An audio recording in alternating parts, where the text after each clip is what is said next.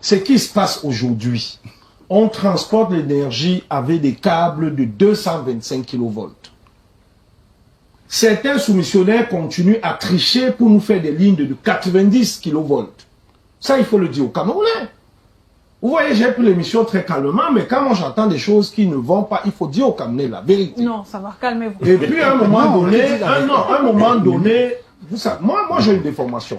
Je suis un spécialiste dans un domaine, je suis un intellectuel dans un domaine. Si je vous dis des trucs faux, ce sont mes confrères. Je ne suis pas le seul au Cameroun, je ne suis pas le plus vieux, le plus jeune. Mes confrères vont me reprendre. Au Cameroun, actuellement, il y a encore des lignes de 90 kV qui ne sont plus appropriées. Il faut passer sur les lignes de 225 kV pour faire le transport. Première des choses, je m'excuse parce que vous n'avez pas la parole, mais je voulais aller très vite en disant que le Cameroun signe des accords avec le Tchad et le Nigeria pour la vente de notre surplus d'électricité. Il va donc falloir que nous passons aux 400 kV. Ça veut dire que dans 15 ans, même le 225 qu'on est en train de faire sera dépassé. Parce que lorsque vous faites des DEA jusqu'à Konsaba et Konsaba à Bafoussam avec la 90, c'est pas bon. Qu'est-ce qui se passe donc? Les politiques publiques en matière d'énergie ne sont pas bonnes. Elles ne sont pas bonnes. Ça, il faut le dire. Qu'il faut que ceux qui s'occupent de l'énergie au Cameroun, du ministère de la Sonatrel et de l'Arcel, s'asseyent, fassent des états généraux. On ne peut pas avoir un fleuve comme la Sanaga. Et le Cameroun coule sur un déficit. Je vous ai dit que lorsqu'on a conçu Son Loulou et DEA, nous avons une avance sur les pays de la même taille, tels que le Sénégal, la Côte d'Ivoire, l'Éthiopie, le Ghana. Rien que citer ces 4 pays. Aujourd'hui, tous ces pays nous dépassent à manière de potentiel produit. Or, le Cameroun peut produire l'électricité pour une bonne partie de la sous-région africaine. Le mot est peut-être un peu déplacé, la prolifération des barrages. Autant il y a donc eu cette augmentation des barrages, à contrario, nous avons un déficit énergétique qui repose donc sur un argument majeur qui a été avancé par certains, c'est le fameux transport d'énergie qu'évoquait Jean-Claude Youft. Et je pense qu'à ce niveau-là, l'État central a créé la Sonatrel, dont le but principal est justement d'assurer le transport. Alors, la question est, qu'est-ce qui fait donc que la Sonatrel ait de la peine à assurer ce transport-là, au point où, lorsqu'il y a coupure, qu'on en vienne à accuser des paysans qui mettraient des feux de brousse, parce que très souvent c'est un argument qui a été avancé disant que, écoutez, si on a des stages, c'est que quelque part dans le risque, il y a quelqu'un qui a mis le feu de brousse. Donc bref, en un mot comme en mille, le barrage de Son Loulou, oui. Non, un peu échappé, de Son Loulou a joué son rôle et l'État a trouvé des palliatifs qui, malheureusement, semblent ne pas apporter de solutions. Maintenant, lorsque je regarde un peu au niveau des projections, il y a Nachtigal qui attend d'être transporté parce que le barrage semble s'il est déjà presque à pied d'œuvre. Maintenant, il y a un autre également qui arrive avec beaucoup d'espoir, c'est celui de Kikot. Et là également, je pense qu'il faut rester juste un peu patient. Les données chiffrées de ce côté-là font un peu sourire, ou du bien, du bon mot que si vous avez un barrage qui va à 1200 mètres, quand même, c'est quelque chose de fabuleux. 500 mégawatts. Et donc, je me dis forcément, on est en train de vouloir renforcer. On a compris que son lieu était dépassé et qu'on a donc multiplié d'autres. Maintenant, est-ce qu'il faut, parce qu'on aura eu de nouveaux barrages, tourner le dos à Son Loulou, que non? Je pense que la solution réside à la mise à jour des turbines, 72 milliards, vous l'avez évoqué dans votre propos introductif. Et ça, c'est peut-être mettre un accélérateur au niveau du décaissement des fonds, parce que rappelons que en 2015, déjà on avait commencé à évoquer du souci de financement de ce barrage. On était à 11 milliards encore en 2015. Et donc, de 2015 à 2025, aujourd'hui, on parle de 72 milliards. Et donc, si on a besoin d'être l'usine industrielle de demain qui pourra nourrir la sous-région, eh bien, il faut investir lourdement dans l'énergie, dans les infrastructures énergétiques, de telle sorte que les délestages ne soient plus qu'un triste souvenir. Je vais donner une précision sur la Sonatrel, dont il a évoqué, en disant que la Sonatrel a 3 défis. Elle arrive au moment où elle trouve deux réseaux interconnectés, le réseau interconnecté sud et le réseau interconnecté nord, qui n'étaient pas connectés. Donc, ce qui voudrait dire qu'on avait deux réseaux dans un même pays, et puis ce qui voudrait dire qu'il ne pouvait pas avoir mutualisation et également solidarité, même dans le cadre du partage des excédents de production. La Sonatrel a donc commencé à s'investir à pouvoir interconnecter les deux réseaux en un seul. Qui ne sont toujours pas connectés. Oui, parce qu'en réalité, il y a une distance. Il y a une distance et c'est tout un réseau qu'il faut monter pour interconnecter les deux réseaux. Et ces deux réseaux étaient plutôt construits de telle manière qu'ils devaient fonctionner de manière autonome. Mais ça n'a pas résolu le problème parce qu'en réalité, au niveau du barrage Lardo, on a commencé à connaître les problèmes de dérèglement climatique, ce qui a fait en sorte que la zone du réseau interconnecté nord ne pouvait plus. Et autre chose encore, je vous ai évoqué le cas de la technologie des câbles avec perte de 30%. La Sonatrel s'est engagée à les remplacer. Donc, ce qui voudrait dire qu'il faut d'abord remplacer tout l'existant. Parce que même si vous pompez tout ce que vous pompez, je vous donne un exemple, si vous produisez 1500 MW, avec ce réseau actuel de transport, vous perdez 30% des 1500. Alors, si vous perdez 30%, ça veut dire que vous perdez 450 MW au niveau du transport, sans les avoir consommés. Non, ensuite, ça maintenant, ne se passe pas comme ça, ensuite, vous avez, oui, vous pouvez le démontrer. Ensuite, vous avez le fait que lorsqu'on pompe et on ne consomme pas, parce qu'en réalité, on n'a pas un tissu industriel. Donc, vous expliquez au Camerounais que de l'énergie est produite, oui, mais elle est sous-exploitée. L'énergie est produite, mais je vous donne un autre exemple. Si vous augmentez la capacité de production et que les câbles ne peuvent pas le transporter. Non, ça ne se passe pas vous comme ne pouvez ça. Pas. Je ne peux plus supporter d'écouter ce que dit M. Yout. Ce qui se passe aujourd'hui, on transporte l'énergie avec des câbles de 225 kV. Certains soumissionnaires continuent à tricher pour nous faire des lignes de 90 kV. Ça, il faut le dire aux Camerounais. Vous voyez, j'ai pris l'émission très calmement, mais quand moi j'entends des choses qui ne vont pas, il faut dire aux Camerounais la vérité. Non, ça va, calmez-vous. Et puis à un moment donné, vous savez, moi j'ai une déformation. Je suis un spécialiste dans un domaine, je suis un intellectuel dans un domaine. Si je vous dis des trucs faux, ce sont mes confrères. Je ne suis pas le seul au Cameroun, je ne suis pas le plus vieux, le plus jeune. Mes confrères vont me reprendre. Au Cameroun, actuellement, il y a encore des lignes de 90 kV qui ne sont plus appropriées. Il faut passer sur les lignes de 225 kV pour faire le transport. Première des choses, je m'excuse parce que vous n'avez pas la parole, mais je voulais aller très vite en disant que le Cameroun signe des accords avec le Tchad et le Nigeria pour la vente de notre surplus d'électricité. Il va donc falloir que nous passons aux 400 kV. Ça veut dire que dans 15 ans, même le 225 qu'on est en train de faire sera dépassé. Parce que lorsque vous faites des DEA jusqu'à Konsaba et Konsaba à Bafoussam avec la 90, c'est pas bon. Qu'est-ce qui se passe donc? Les politiques publiques en matière d'énergie ne sont pas bonnes. Elles ne sont pas bonnes. Ça, il faut le dire. Qu'il faut que ceux qui s'occupent de l'énergie au Cameroun, du ministère de la Sonatrel et de l'ARCEL, s'asseyent, fassent des états généraux. On ne peut pas avoir un fleuve comme la Sanaga. Et le Cameroun coule sur un déficit. Je vous ai dit que lorsqu'on a conçu Son Loulou et DEA, nous avons une avance sur les pays de la même taille, tels que le Sénégal, la Côte d'Ivoire, l'Éthiopie, le Ghana. Rien que citer ces 4 pays. Aujourd'hui, tous ces pays nous dépassent à manière de potentiel produit. Or, le Cameroun peut produire l'électricité pour une bonne partie de la sous-région africaine. Autre chose que M. Yu peut-être semble ignorer, il le dit peut-être, il ne le comprend pas très bien. Le problème créé par les conditions climatiques, le déficit qui est créé par les conditions climatiques aujourd'hui, le dérèglement climatique, ne peut plus nous permettre d'estimer que nous avons un potentiel hydroélectrique de 25 000 MW. Il faut mettre cela à jour. Ce n'est pas 29 000, c'est 25 000. Selon les études que le directeur général Niad Difendi avait laissées à l'époque à la SONEC.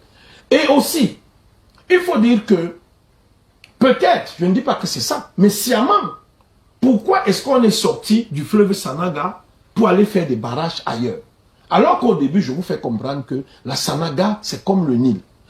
Mais nous sommes en train de parler d'un barrage névralgique pour le Cameroun. Le barrage de Son Loulou est le barrage sur lequel tous les autres barrages sont rythmés. c'est-à-dire la fréquence de 50 Hz, est prise par son loulou. Edeya puise chez son loulou. Nachigal, son loulou. Menvele, son loulou. Menkim, son loulou. Donc son loulou est celui qui bat la mesure en matière d'électricité au Cameroun. Mais avec tout cela, les Camerounais n'ont pas d'électricité. Roland Tapi, comment l'a expliqué que avec autant de barrages, avec autant de richesses de la Sanaga, par exemple, de son loulou, qu'il n'y ait pas d'électricité à la maison. Serge Kelbey parlait tout à l'heure d'un problème de compétences aussi, parce qu'il y a des paramètres qui n'ont pas été pris en compte. Mais au-delà de ce problème de compétences, est-ce qu'il n'y aurait pas aussi un problème de volonté politique? Est-ce qu'on a l'impression que le problème de déficit énergétique veut effectivement être résolu par nos politiques? Madame, excusez, ce n'est pas un problème de volonté politique, de compréhension politique, de compréhension. Oui, la volonté peut être, mais ils ne comprennent pas. Pourquoi? Parce qu'aujourd'hui, il faut aller vers une régionalisation de nos sources d'énergie. Dans le Hongkam, on peut faire des barrages qui concernent Bafoussam, Bafang, ainsi de suite par zone. La Menchum, c'était pour le nord-ouest. On peut électrifier le nord-ouest. Ça dit, ça devient compliqué de produire Aïdé à son loulou et aller électrifier Bamenda et d'aller électrifier Bafoussam très loin. Ça rejoint la compétence dont je parlais tout à l'heure. C'est même plus un problème de compréhension, de stratégie, si vous voulez. Oui, Roland voilà. Excusez-moi. Et je ne savais plus quelle était la question. Peut-être que... Je demandais s'il n'y avait pas d'autres raisons qui pouvaient... S'il n'y a pas d'autres raisons, justement. Ben si. Ben, comme Sam le dit, avant la compréhension, il y a la volonté aussi. Parce que si on ne veut pas comprendre, on ne comprendra pas.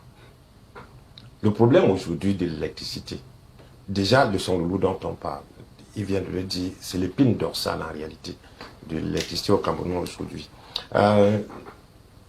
Eneo, qui est encore le propriétaire, si je peux le dire ainsi, qui gère encore son loulou, a organisé, c'était le 8 mai je crois, ou le 8 mai, un voyage d'information à son loulou où il a amené les journalistes pour leur démontrer que son loulou, jusqu'ici avec la réhabilitation qui a été faite dans divers compartiments, génie civil, technologie, autres, depuis 2011, que les problèmes ont commencé à être détectés, ont permis à ce que son loulou aujourd'hui fonctionne de manière optimale. Ça, c'est Eneo qui dit. Eneo nous a montré qu'aujourd'hui, l'électricité qui est consommée sur le RIS, le réseau interconnecté sud, son loulou apporte pour 36%. Le souci aujourd'hui, effectivement, c'est que avec le temps, ce barrage, qu'on le veuille ou pas, malgré la réhabilitation, continue de développer, on va dire quoi, des défaillances. Parce que la vieillesse aidant, elle ne va pas rester optimale depuis pour toujours. Le problème est celui-ci. Pourquoi est-ce que on devrait, et ça c'est la grande question, s'amuser à perdre, si on peut le dire ainsi, son loulou, alors qu'à ce jour, en 2025 encore, son loulou apporte la plus grande quantité d'électricité dans le réseau. Est-ce qu'il est important de l'abandonner et de faire autre chose? Non, ça c'est le risque qu'on ne devait pas prendre. Parce que Eneo nous a expliqué là sur place qu'avec les travaux qui ont été faits jusqu'ici, son loulou peut encore fonctionner de manière optimale pendant au moins 50 ans, en attendant que la technologie soit autre chose. Donc, je crois que la crainte, c'est que, en dehors de ce que Eneo dit, quelle est la réalité exactement? Parce que nous qui étions là en tant que journalistes, on peut regarder un mur comme ça, on vous dit que le mur il fonctionne très bien, il n'y a pas de problème, alors que les vrais techniciens, ils peuvent venir tapoter le mur, vous dire qu'il y a un souci ici et qu'il faut réparer ça. Donc, d'après Eneo qui gère son loulou, il n'y a pas de problème. Son loulou est même le barrage qui est le mieux portant aujourd'hui au Cameroun et donne l'électricité au pays. Bon, maintenant, comment est-ce que on n'arrive toujours pas à avoir de l'électricité? C'est tout simplement parce que, si on prend l'exemple d'un quartier, par exemple, quand on commence à intégrer dans un quartier, peut-être Eneo est venu installer un transformateur pour distribuer l'électricité à 3, 4, 5, 6 maisons et autres. Sauf que avec le temps, la population augmentant, le seul transformateur qui a été installé là au départ n'est plus suffisant pour supporter tout. Là, c'est un problème de planification. Évidemment, n'est plus suffisant. Et donc, il faut augmenter les transformateurs. Au niveau national, donc, c'est dire que son lot aujourd'hui, effectivement, ne peut plus supporter je veux dire, la production pour tout le pays. Il a expliqué tantôt qu'au départ, vraiment, c'est avec son loulou et DA, on avait suffisamment d'électricité parce que le tissu industriel à ce moment était également assez, disons, assez bas. Mais la population a évolué, l'industrie a évolué également en attendant. Les besoins, les demandes. Pas seulement en industrie, mais en consommation des ménages aussi. Sauf que, pour ce qui est des ménages, pour répondre à la question pourquoi il n'y a pas d'électricité dans les ménages, c'est que, je ne veux pas revenir sur le problème du transport, qui est un réel problème aujourd'hui. Et nous, aujourd'hui, chaque fois qu'il y a une panne, communique en disant que c'est Sonatrach qui dit qu'il a un problème, ils sont en train de résoudre ce problème. Est-ce que s'il n'y avait pas de problème de transport, tout le monde aurait l'électricité dans la maison? Il n'est pas sûr pour autant. Il n'est pas sûr pour autant. On va un peu. Donc, il y a jusqu'ici, qu'on le veuille ou pas, malgré la multiplicité des barrages jusqu'ici, on le dit très bien, la production n'est pas encore optimale, ne répond pas encore aux besoins. La production ne répond pas aux besoins. Et en plus de cela, le transport fait défaut. Et non seulement le transport fait défaut, mais au niveau de la distribution, il y a tellement de problèmes que... Aujourd'hui, Enio explique qu'il y a des ménages qui n'ont pas d'électricité parce que, à côté, il y a d'autres personnes qui se sont mis complètement à frauder. C'est-à-dire quoi, par exemple? C'est trop facile comme excuse. Évidemment. Ils n'ont plus de personnel. C'est ce qui est dit tout le temps. Ombe est fermé. Ils n'ont plus de techniciens. Tous ces gars-là étouffent. J'arrive. C'est-à-dire quoi? Que quelqu'un construit un immeuble dans un quartier qui, normalement, devrait avoir son transformateur à lui, en temps normal. Ça, c'est vrai. Sauf que, il triche, il part négocier avec je ne sais pas qui, pour qu'on le connecte sur les réseaux domestiques qui alimentent déjà les appartements. Et en lui seul, imaginez un immeuble de 30 à 40 appartements. Donc, il tire déjà l'énergie que devrait consommer 40 maisons pour lui seul. Et si on a multiplié comme ça dans un quartier... Mais c'est Néo qui vient faire les branchements. C'est eux-mêmes.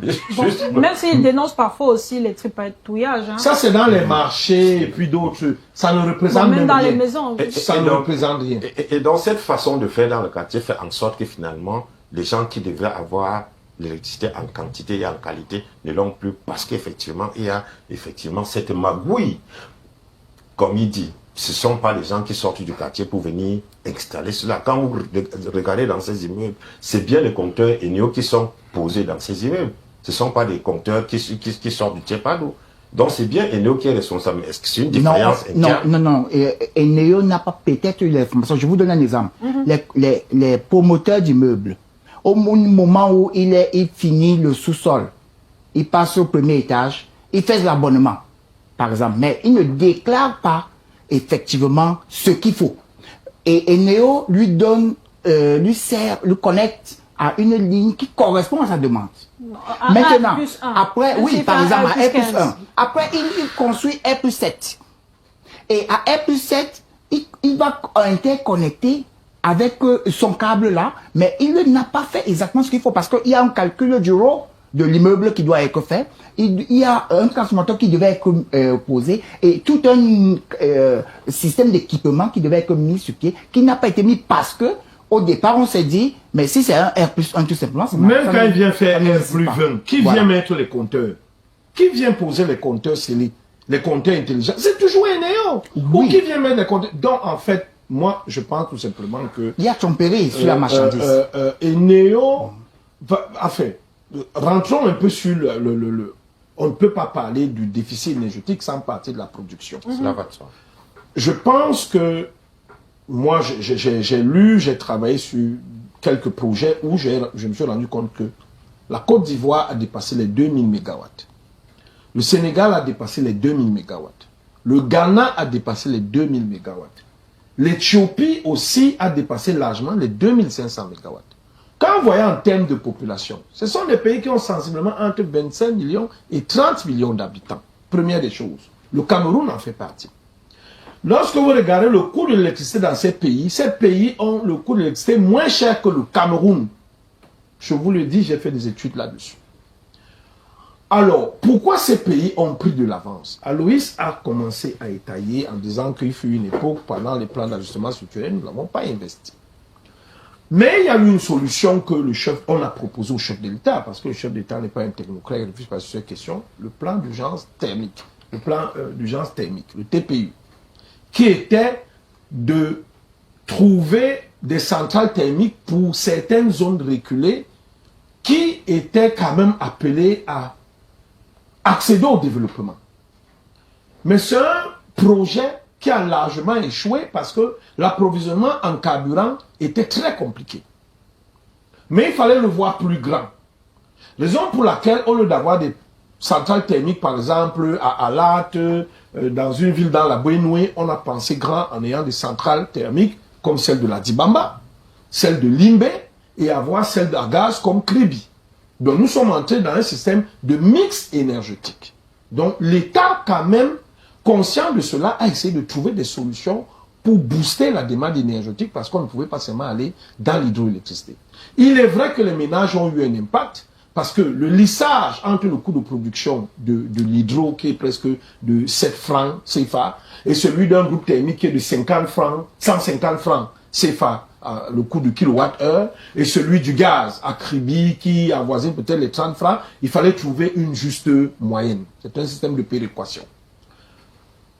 Les fonds issus donc de cette petite hausse d'électricité à la fin, parce qu'il fallait faire un tour de passe-passe et trouver un coût, c'est pour ça que le Cameroun n'a pas un coût d'électricité stable, il varie en fonction de votre consommation, devait normalement servir à ravitailler un fonds d'investissement ou un fonds d'entretien de tout ce qui est électricité. Pourquoi est-ce que je le dis?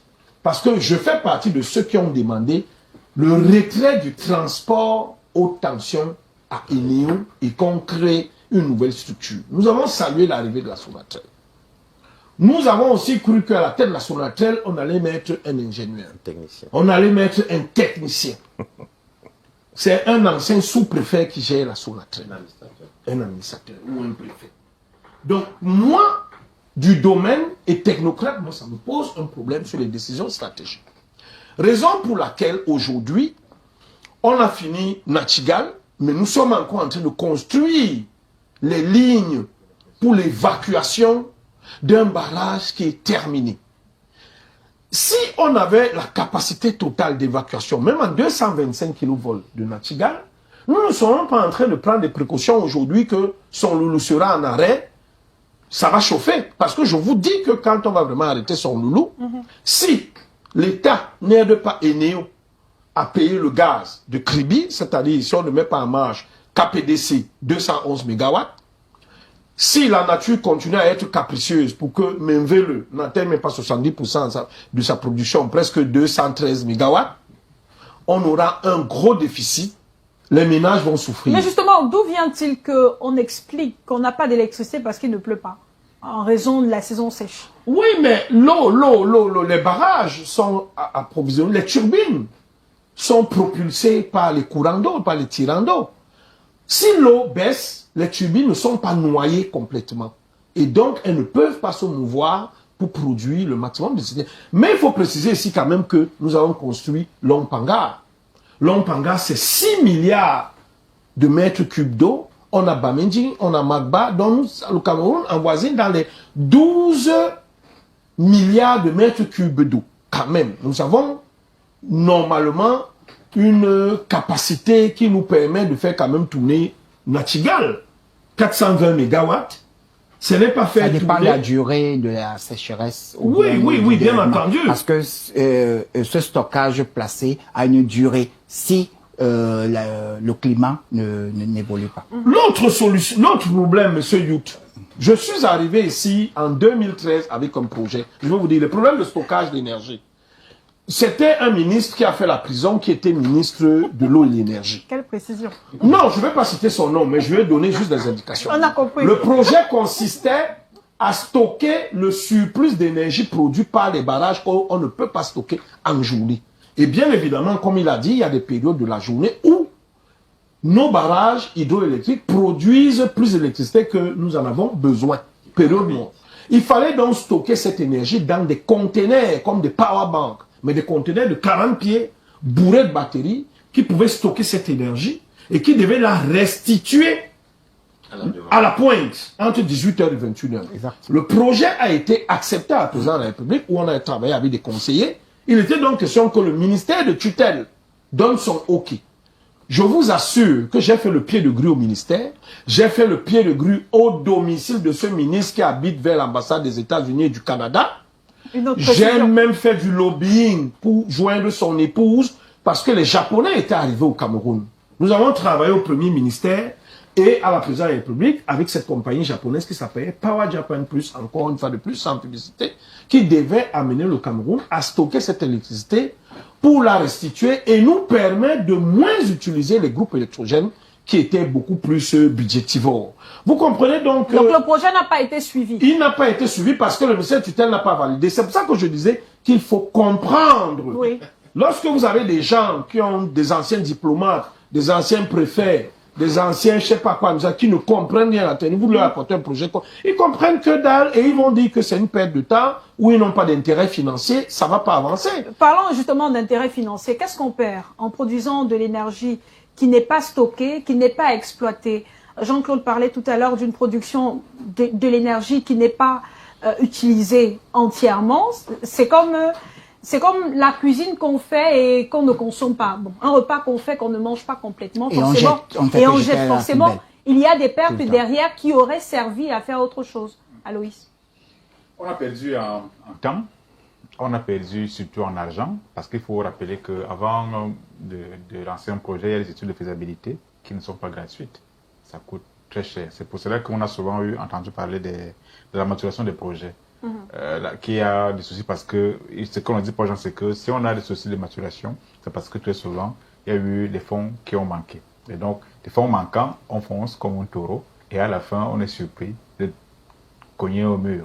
Et donc, si on a lancé un projet et qu'à la fin, il est rentable et il produit de l'énergie qu'on ne consomme pas, et bien vous comprenez qu'on aura déjà perdu là des fonds de faisabilité qu'on a largués dans l'eau et que maintenant on perd la technologie qu'on a achetée. Mais EDF nous facture ça pour Nachtigal. Exact.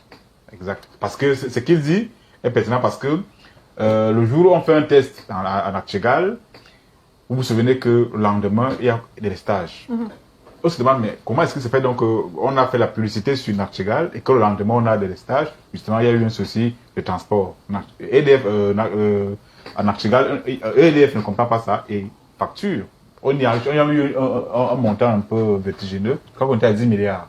Je crois par jour ou par mois, c'est pas tout. C'était fou en vérité. Et donc, on a perdu tout cela. Et comment on fait? C'est justement un argument a été avancé, je pense, par Serge Henry. C'est la vision politique. Il y en a qui estiment qu'il faut un politique tantôt fort, tantôt compréhensif, ou alors attaché aux questions économiques. Il faut des technocrates. Il faut des technocrates. Parce que si vous avez le cadre de la Sonatrel, géré par le sous-préfet, lorsque vous allez lui parler d'un projet qui consiste à stocker l'énergie, il évalue ce que mon Ndian appelait le mapatisme. C'est-à-dire, dans ce que tu m'apportes là, qu'est-ce que je gagne là-dedans? S'il ne voit pas son intérêt, eh bien, le projet est mort. Il y en a plein comme ça qui ont abandonné le projet parce qu'ils sont venus avec et ils sont tombés sur des gens qui ne comprenaient rien. J'ai fait un travail rapide sur l'API, agent de promotion des investissements. Il y en a qui sont repartis parce que ils sont arrivés devant des fonctionnaires qui étaient prêts à rançonner, à demander des rançons. Et donc, ils sont repartis avec leurs fonds. C'est le cas presque au niveau de l'énergie. Donc, voulez-vous qu'on ne soit plus perdant de l'énergie, de ce qu'on a acheté, parce que c'est le contribuable camerounais qui a dépensé de son argent? Eh bien, il faut donc que le politique suprême, parce que c'est lui qui coordonne tout, à ce qu'il paraît, il nous faut donc un manager, ça peut être celui qui est là, comme ça peut être un autre, qui soit miraculeusement attaché aux questions économiques, qui saura s'entourer du secteur privé. Chez nous, je lisais encore une interview du président du GECAM, il y a 1 an ou 2 ans, il disait, ils ont de la peine à rencontrer le chef de l'État. Donc, si vous avez donc des capitaines d'industrie qui sont loin du président, ou alors qui ont de la peine à rencontrer le chef d'État, eh bien, vous comprenez pourquoi un peu on a tous ces problèmes au niveau de l'énergie. Qui est donc une conjugaison d'énergie. humaine, intellectuelle, entre le secteur privé et le secteur public, que l'État accepte, n'est-ce pas, de coopérer avec le secteur privé. Un peu construire les PPP, partenariat public-privé, pour que le regard soit neuf, soit neutre, soit plus rigoureux. C'est-à-dire, lorsqu'on vous dit on va larguer 450 milliards pour le cas de Mavele, que cela ne soit plus une affaire qui dépend uniquement du secteur public, mais qui est un secteur un privé qui forcément aura un regard différent. Et lorsqu'il y a un regard différent, un regard étranger, la gestion est différente. On parle d'un domaine de souveraineté. Hein. Oui, mais si c'est souveraineté, pourquoi on fait venir des... Mais justement, vous parliez tout à l'heure de solutions alternatives pour avoir de l'électricité dans les maisons. Vous avez parlé de l'énergie solaire. Pourtant, le politique a pensé que les barrages étaient une solution. Il y en a tellement au Cameroun qu'on ne peut plus les compter. Est-ce que ce n'est pas aussi... On n'a même pas fini. Est-ce que ce n'est pas reconnaître d'une manière ou d'une autre qu'on s'est trompé? Non, du tout. Penser à des solutions naturelles quand on a investi autant d'argent pour des barrages. Je vous rappelle que l'hydroélectrique est une solution naturelle. C'est une énergie propre, c'est naturel. L'eau qui coule, et ensuite, maintenant, on en fait bon usage et on produit l'électricité. Mais quand l'eau ne coule pas lorsqu'il n'a pas plu? Non, l'eau coule, mais maintenant, il faudrait bel et bien avoir des barrages de retenue tels qu'on l'a monté. Mais je vous dis que lorsque vous avez un réseau qui n'est pas encore tout à fait interconnecté, vous n'avez pas de solution immédiate et vous allez toujours avoir des situations d'étiage. Je vais vous donner un exemple. Lorsque vous avez un réseau interconnecté, il y a un problème au point A, on ferme le disjoncteur, on vous raccorde, on vous fait un basculement du secteur B, C, ainsi de suite, en fonction pour rééquilibrer. Le temps qu'on maintient, vous ne vous rendez même pas compte. Et dès qu'on a fini, on vous refait encore un basculement. Je vous donne un exemple. Douala peut être alimenté par un réseau venant des DA pour Douala. Mais en réalité, il peut aussi être alimenté par le réseau venant de Bafoussam, Douala. Dès qu'il y a un problème sur EDEA Douala, on ferme, il n'y a pas de problème. L'électricité n'a pas un problème de direction. L'essentiel, c'est que dès que ça arrive, c'est pour ça, par exemple, que ceux qui ont des solutions alternatives de production, ils font des basculements, tout simplement. Dès qu'on a coupé Néo là-bas, il bascule de l'autre côté, son groupe peut continuer à produire, et c'est le même circuit domestique placé, qui n'a pas changé. Donc, c'est pour cela que la Sonatrel est en train d'investir. Monsieur Serge Kelbert, je pensais qu'il devait me dédier en disant que les pertes Joule et tout, ce transport, c'était du ragot que j'étais en train de raconter. Pas avec des bonnes capacités. Mais c'est pas l'État camerounais. C'est la Sonatrel qui ne transporte pas avec de bonnes l'État camerounais a hérité de cette technologie de 90 kg. Non, il faut s'arrimer au modernisme, monsieur. On est d'accord, mais c'est-à-dire que on a parlé de la date de création de son loulou et tout. Les indépendances du Cameroun, c'était en 60. Vous voulez dire que le réseau de transport aussi a 50 ans? Le réseau de transport est plus ancien. Non, il ne peut pas être plus ancien qu'un barrage. Jamais. Mais on construit d'abord le barrage et le réseau après. Ah ben, voilà que le réseau de Natigal est en train d'être construit, mais le barrage est déjà en place. C'est pour ça que le barrage est plus vieux que le réseau. Non, je vous donne juste des exemples pour vous dire que on a commencé avec le barrage des DA et ensuite on a monté un réseau de transport. Il était à cette demande-là avec une technologie de 90. Aujourd'hui, effectivement, nous devons aller à 400. Pas 225, hein. Voilà. Mais nous devons aller à 400. On n'est pas en train de le faire. Mais le problème qui se pose, c'est que 225 nous dépasse à livrer. Tant que vous augmentez la capacité de production et vous avez un réseau de transport de 90 ou de 225, vous avez des pertes. Et ces pertes-là, vous ne les récupérez pas. Voilà le problème. Effectivement, la solution de stockage est une bonne solution. Le problème avec les plaques solaires dont on nous évoque là, vous êtes dans une zone de forte pluviométrie. Vous avez une baisse en termes du soleil et tout ça. C'est compliqué. Si vous, par exemple, vous allez là où il fait suffisamment chaud, comme au nord, maintenant il faut toujours ce même réseau de transport. Si ce réseau de transport n'est pas fiable, l'électricité ne va pas arriver là où la demande est plus forte. La demande est plus forte où? là où il y a tissu industriel. Et au Cameroun, le tissu industriel, c'est dans le littoral. Donc la solution des plaques solaires ne serait pas envisageable par La solution des plaques solaires peut-être pour l'électrification domestique. Non, c'est pas vrai. Et pour C'est l'électrification pas vrai. locale. C'est pas vrai, monsieur Yout, si vous permettez. La Chine est en train de faire un champ solaire de 5000 mégawatts. 5000. 2 fois la production de tout le Cameroun. Le Maroc, à côté de nous là, a jumelé le solaire thermique, c'est-à-dire la chaleur, et le solaire photovoltaïque, 2000 mégawatts, plus que la production de tout le Cameroun. 2000 mégawatts, et c'est transporté en 400 kilovolts. Nous sommes en train de construire le prochain barrage, c'est Kikot 500 mégawatts. Quand on va construire Kikot, c'est là qu'on va se dire, aïe, nous on aurait dû transporter en 400. Pourquoi on ne fait pas les 400 maintenant? On se met au 225 et on élimine toutes les lignes de 90 kilos qui sont vieilles et qui créent des pertes. Vous voyez donc que c'est un problème de planification. Il faut, quand on gouverne, on fait la prospective, on se projette. Parce que après Kikot, on va faire Sondong. Après Sondong, on va faire Grand Ewen, Petit Ewen.